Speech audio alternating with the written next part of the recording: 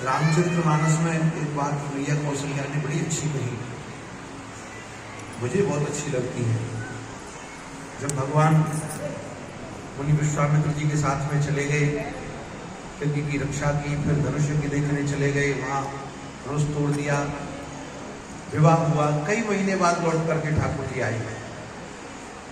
कई महीने बाद जब लौट करके आए और अपने पुत्र राम को माँ कौशल्या ने जब आंख भर के देखा, उनकी आंखों में आंसू भर आए और कहने लगी, राम मैं तो विधाता से ये मांगती हूँ कि ये दिन तुम्हें गए बिन देखे ते विरज जन पारे लेखे।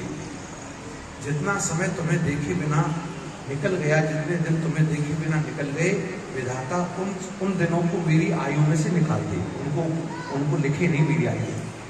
क्योंकि वास्तव में वही समय सार्थक है कि जो हम ठाकुर जी के सन्मुख हों, ठाकुर जी के स्मरण में, उनके चिंतन में, उनके ध्यान में और उनके गुणगान में रहें, वही समय हमारा सबसे कीमती है, सबसे सार्थक है।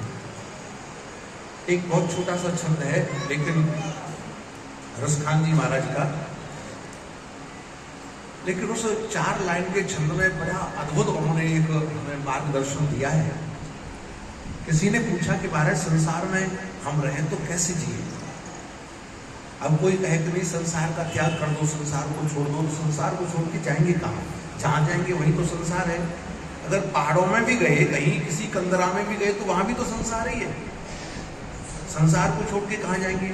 रहना तो संसार में ही पड़ेगा, लेकिन रहने की कैसे रहे संसार में?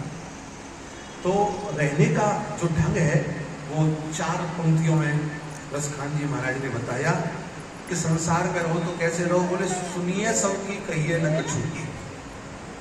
संसार में रहो तो भैया सुनिए सबकी कहिए न कछु, रहिए इम या भव बागर में, और करिए व्रत नेम सच्चाई लिए जासो तरिए भव सागर में। हम संसार में रह करके जो भी नियम करें, व्रत करें, भजन करें, ध्यान करें, वो सच्चाई से करें। ऐसा नहीं कि केवल दिखावे के लिए करें, लोग हमको धार्मिक समझें और हमको हमारी प्रशंसा करें। मुख्य तो बड़े भगत जी हैं, तो माला झोली लेकर के उनको दिखाने के लिए करने लग जाए, या बहुत दान। अब कई लोग क्या करते हैं कि किसी हॉस्पिटल में जा करके और 5 लाख रुपए का दान करके फोटो खिंचा करके और अखबारों में निकाल देते हैं, भाई बड़े धर्मात्मा है, 5 लाख रुपए दान किया, लेकिन जो नकली दवाई बेच करके 5 करोड़ कमाया वो कहाँ जाएगा? तो करिए व्रत नेम सच्चाई लिए जासो तरिए भव सागर में, और मिलिए सबसो दुर्भाव बिना।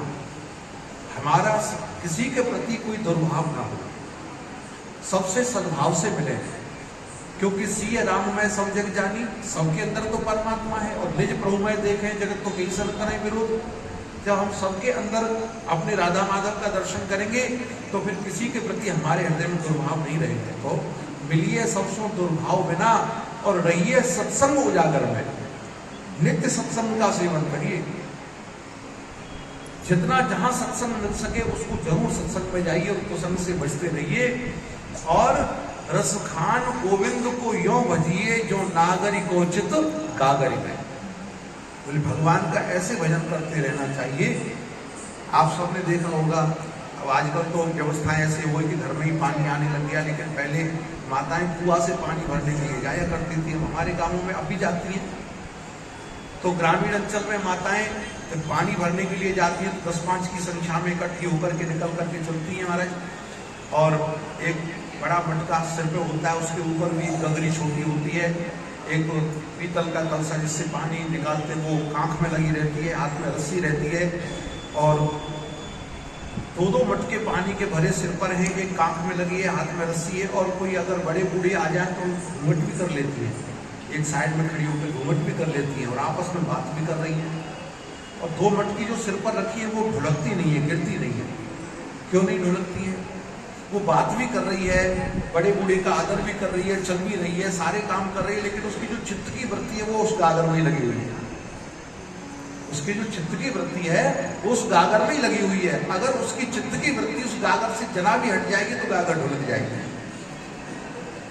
जैसे उस पनिहारी की चित्त की वृत्ति उस गागर में लगी रहती है, उसी प्रकार संसार के सारे काम करते रहिए, लेकिन चित्त की वृत्ति गोविंद के चरणों में लगा करके रखिए। बस ये संसार में रहने का सबसे अच्छा तरीका है। तो हमें संसार में ही रहना है, लेकिन मन हमारा ठाकुर जी के चरणों में लगा रहे और उनके नाम रूप लीला धाम का चिंतन करता रहे। यही जीवन का सार है, यही जीवन की सार्थकता है। आइए आज हम लोग श्यामा श्याम के प्रथम मिलन की लीला और श्याम सदाई का प्रसंग, बड़ा मांगलिक प्रसंग है, हम लोग दर्शन करें। तो यूँ तो राधा माधव कभी एक दूसरे से पृथक नहीं है। श्री राधा कृष्ण स्वरूपम में कृष्ण राधा स्वरूपम दोनों एक ही है। जैसे जल और जल की तरंग, दूध और दूध की दोहराई अलग नहीं है, वैसे ही राधा माधव एक है। एकम तेजो भवित द्विधा राधा माधव रूपकम, एक ही तेज के दो स्वरूप प्रकट हुए हैं लोक लीला के लिए। वस्तुतः में एक है, दोनों ही तत्व हैं। परंतु जब अंतरंग लीला से बहिरंग लीला में अवतरित होकर के आते हैं तो श्री राधा रानी बरसाने में मैया कीरत के आंगन में अपनी बड़ी सुंदर सी मधुर मधुर बाल लीलाएं कर रही हैं और श्री नंदलाल कन्हैया नंद भवन में नंदगांव में अपनी लीला कर रहे हैं। तो उनका प्रथम मिलन जहाँ हुआ, श्री सूरदास जी महाराज की वाणी के पदों में इस लीला का वर्णन है। तो नंदगांव से बरसाने की ओर जाते तो बीच में संकेत वट है, आप लोग सब जानते होंगे, जो लोग गए होंगे वहाँ मंदिर भी है, दर्शन भी होता है। संकेत वट नामक स्थान जो है, तो वहाँ बड़ी सुंदर लता पताएं और सुंदर पुष्प खिले रहते थे। तो यदा कदा श्यामाजू सखियों के साथ में सांझी बीनने बनाने के लिए पुष्प चुनने आ जाती थी वहाँ, और कभी कभी कन्हैया भी बाल वालों के साथ खेलने के लिए उस स्थान में आ जाते थे। लेकिन आज संयोग की बात है कि कन्हैया अकेले ही खेलने के लिए प्रातः काल निकल पड़े।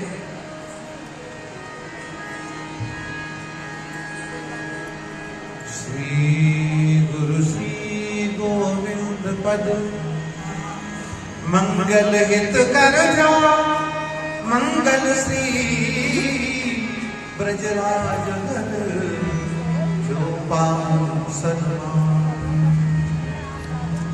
काम धेनु तरसत रही हम न भई ब्रजगारी, श्री राधा देवी दोहिनी मोहन तुझ देवा।